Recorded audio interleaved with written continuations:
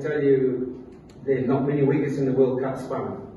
So we need to, on our journey to the World Cup, need to play on wickets like this, where it's going to skid on. It's because then you don't have to change the mindset or the mentality or the approach.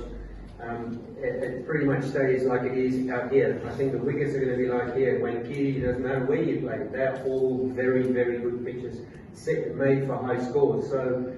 So I think what we take here from here on to Chelmsford and Afghanistan later on, and I think New Zealand before the World Cup, I think, or Asia Cup, wickets in Pakistan are going to be absolutely gunned. So our approach, we know where we stand in terms of our approach.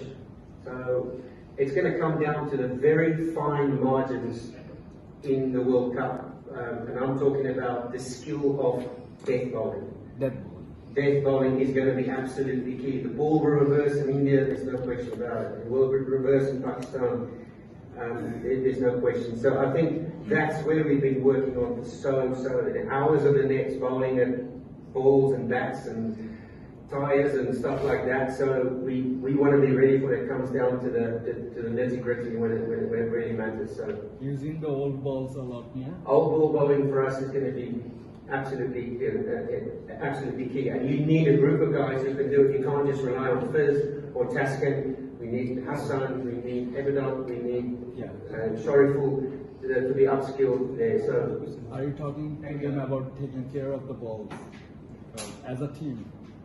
Oh yeah, of course, looking after the ball. Yeah, I mean,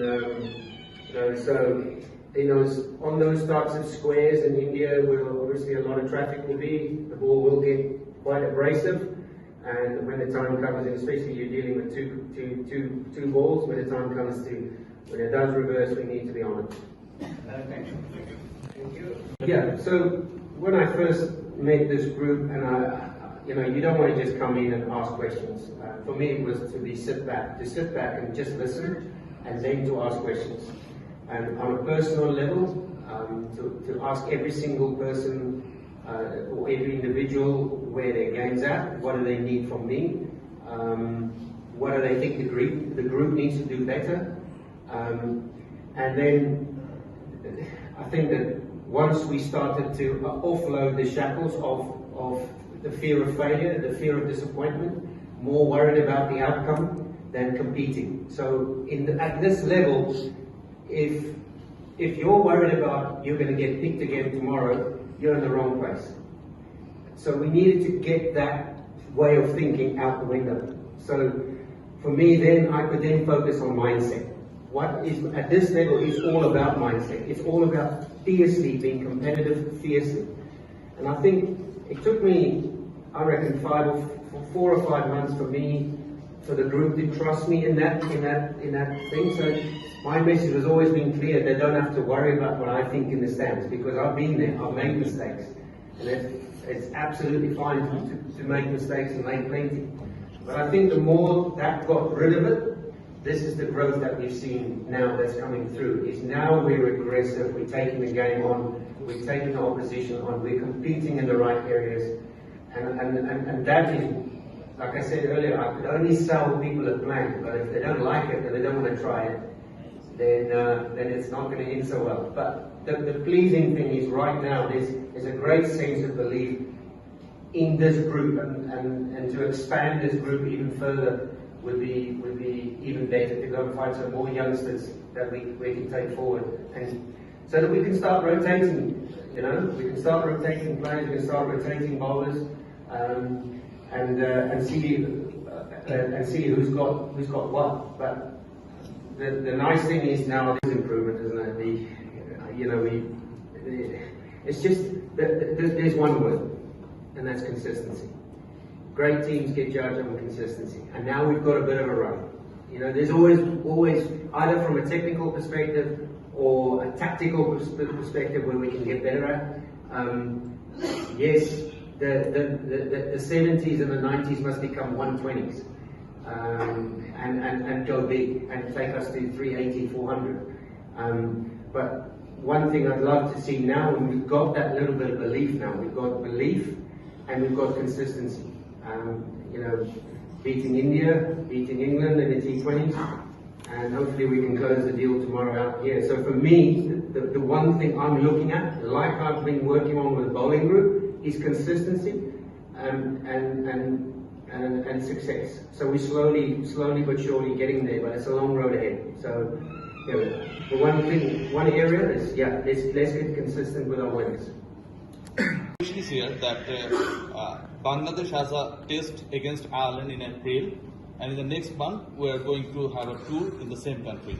So, how much these three important players are important for the national team rather than the IPL during these two important series? You could answer that. Yeah, look, I'm not pretty sure. To be honest with you, I'm not quite sure when they leave and when we'll see them again, or when we'll see them in Chelmsford. That I am not sure. I keep my nose out of that stuff. My job is to work here, and that's about it. So I'm not really going to elaborate on that. And when players go and come back, I'm not sure. To be blunt honest with you, that's my answer. I'm not sure when we'll see them. I burned the house down from the moment I met him in Johannesburg, Victoria, exactly 12 months ago, and he's kept on being impressive. And if you say there's one area that he needs to work on, I'm still trying to find that area. But what is pleasing for me is that Eberdot is always in the game. He's always in the game. It doesn't matter if he goes for 4 or for 6. You know that he's in the wickets column every single game.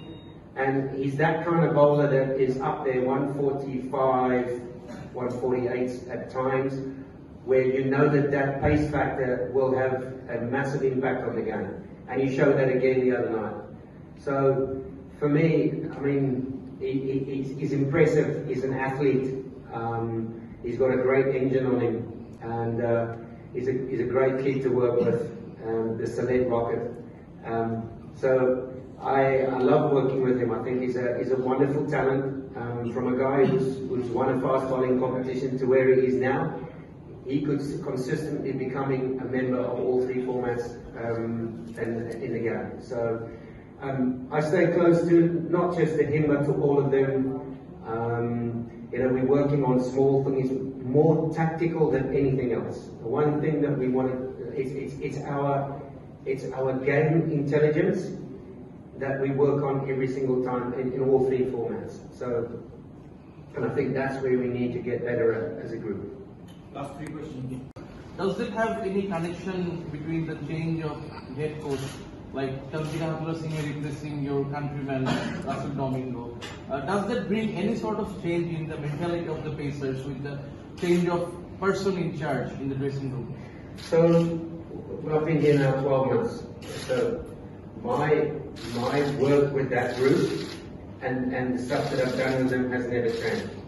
When Hatu came in here, he's an attacking coach. He's an aggressive coach. That's my style as well. So I think what he's just come in and sell to the whole group as well is to take the game on. Is to not be afraid to win.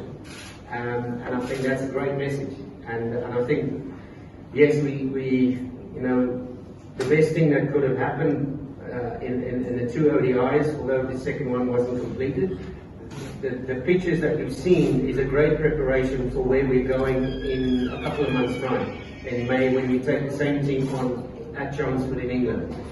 Because there we're going to get the same sort of wicket. It's going to come on, the spinners, it will not spin much. So I think this is awesome preparation for where we're going later on when the points at stake. So, look, Hatu's been brilliant around the group. He has expressed his freedom to the group, and I think that they have just sort of unshackled themselves and just, you know, played aggressive cricket. So we can say your coaching style and his philosophy is more compatible. Yeah. I think since I was about 16, 17, my mindset's never changed. And that's to be aggressive, but also for someone to give me a role that's expansive. to go and do what I do best. And that's exactly what I've done to the bowling group. And I think it's, I think it's wonderful to see how they've got on about it. Thank you. Coach, we lost two games.